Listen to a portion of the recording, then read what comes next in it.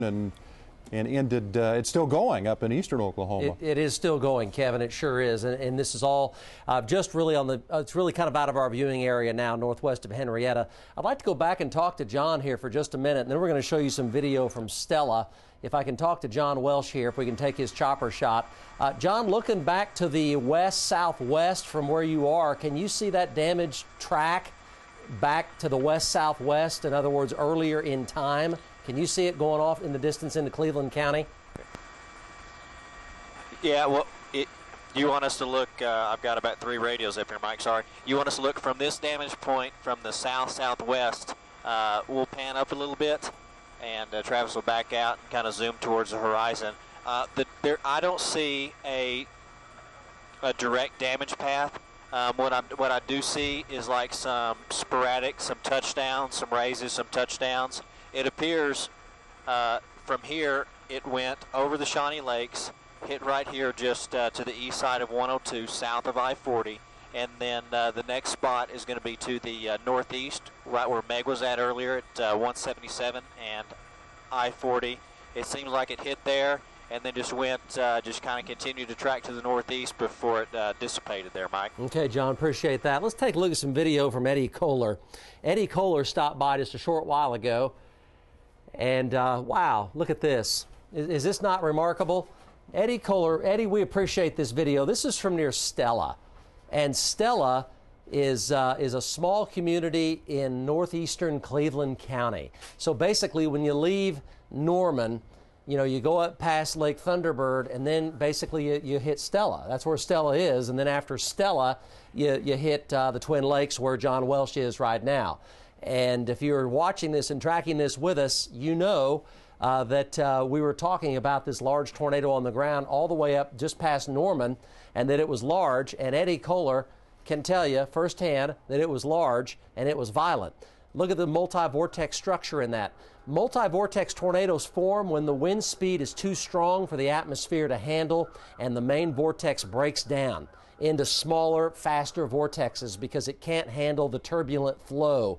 That's why you get multi-vortexes inside instead of a single vortex. So when you see a multi-vortex like that, the tornado is telling you that the wind speed is so strong that the vortex itself is breaking down into smaller, faster ones because the atmosphere can't make a large vortex that spins that fast very easily. So the vortex structure breaks down into a bunch of smaller ones. We could sure re-rack that and show that again at any time. That was remarkable video, and that's what an F4 tornado or even an F5 tornado looks like. If you go look at all these tornadoes we've had, if you go look at F4s and F5s, they're going to look just like that. See the multi-vortex structure in that, inside those little eddies, those wind speeds.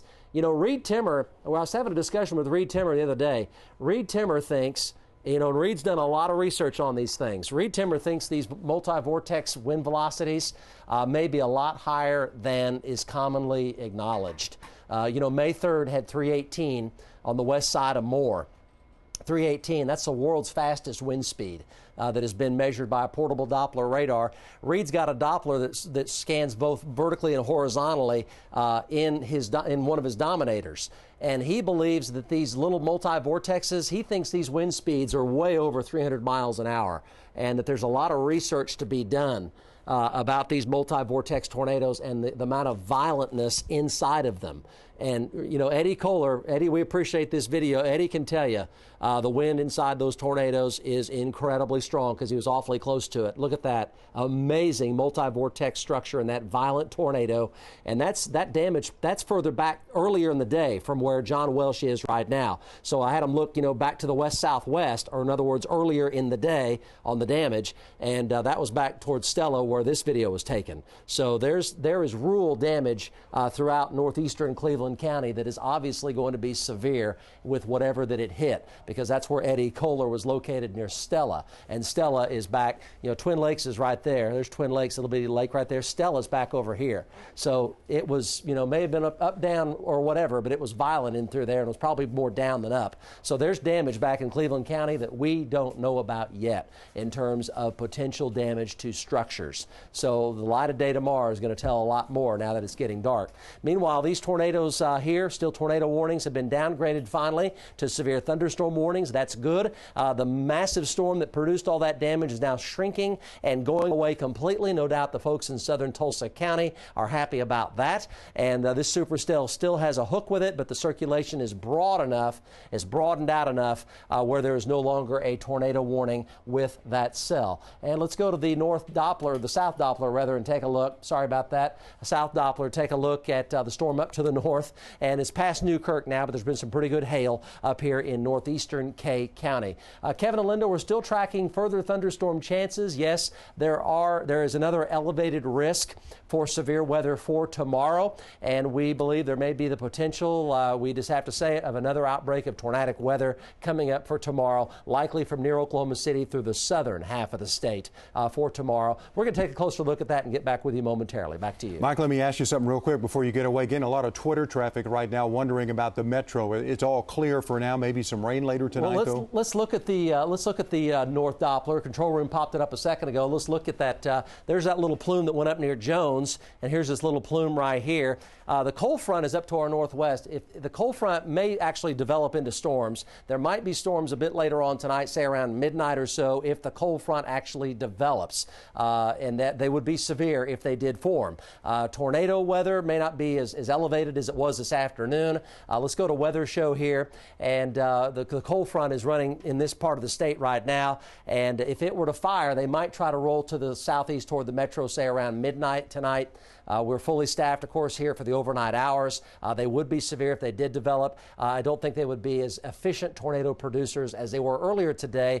But the important thing to remember is that tomorrow ingredients are still there with the afternoon heating again to generate another round of elevated severe weather. It'll be from central Oklahoma, the entire central part of the state, southbound for tomorrow, all the way down to Ardmore and all the way over to Ada, McAllister, and this part of the state that had the big tornadoes today. So the metro is very much still under the gun for tomorrow afternoon. We're going to take a closer look at that and get back with you. All right. Thanks, Mike.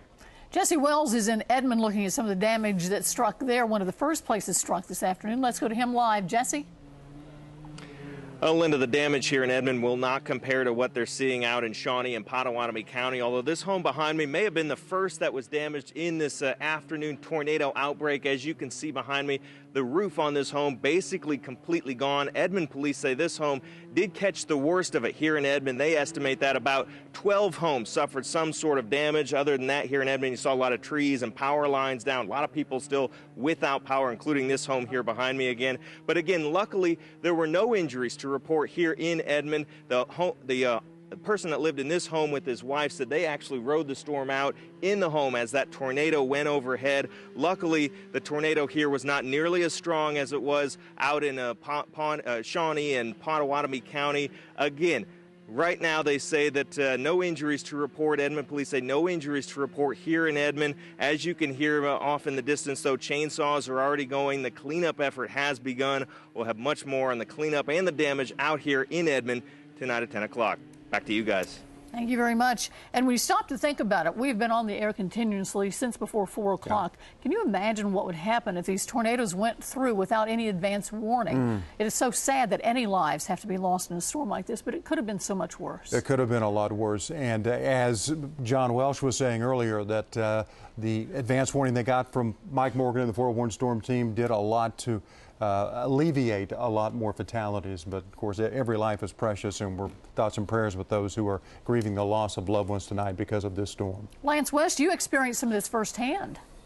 It hit a little too close for comfort for me. The tornado in Edmond hit about a quarter mile north of my property and went through Thornbrook and then hit a neighborhood called Old Farm. We spent part of our afternoon there today. Let me show you some video that we took at about 5 o'clock this afternoon. You can see just giant trees were pulled out of the ground from the twister that came through at about 4:20 this afternoon. What was so impressive to me is the number of volunteers, complete strangers, who just descended on this neighborhood with chainsaws and a willingness to help. I talked to Leah and Brad Avey, and they were just grateful for the people who came by the dozens to help them with the tornado damage. Take a listen. That's right. We had a guy from down the street that we met tonight that came out and really cleared the driveway for us, except for this big cottonwood. And he was great. And other friends and neighbors showed up. And my parents, who are in their 80s, yeah. They're out here. But yeah, they showed up quickly. We are thankful. And they have plenty of reason to give thanks because we assessed the damage in the neighborhood. Other than some trees down and a few crunched cars from that, there was no structural damage in Old Farm.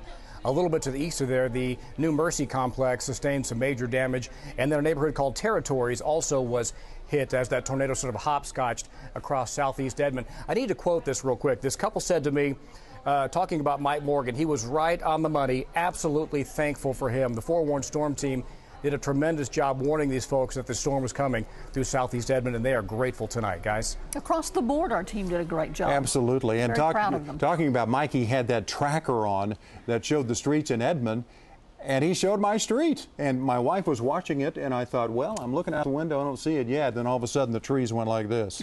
First clue. Yeah, exactly. And the rain came flying through. She said, get in the safe room, and we did. And thank goodness we didn't have much damage at our house, but about 200 yards over is where it started. And of course, there will be renewed debate about public safe rooms and places to go, because a lot of people don't have any place, Mike. But then again, a lot of the businesses are worried about liability and letting people into their safe areas.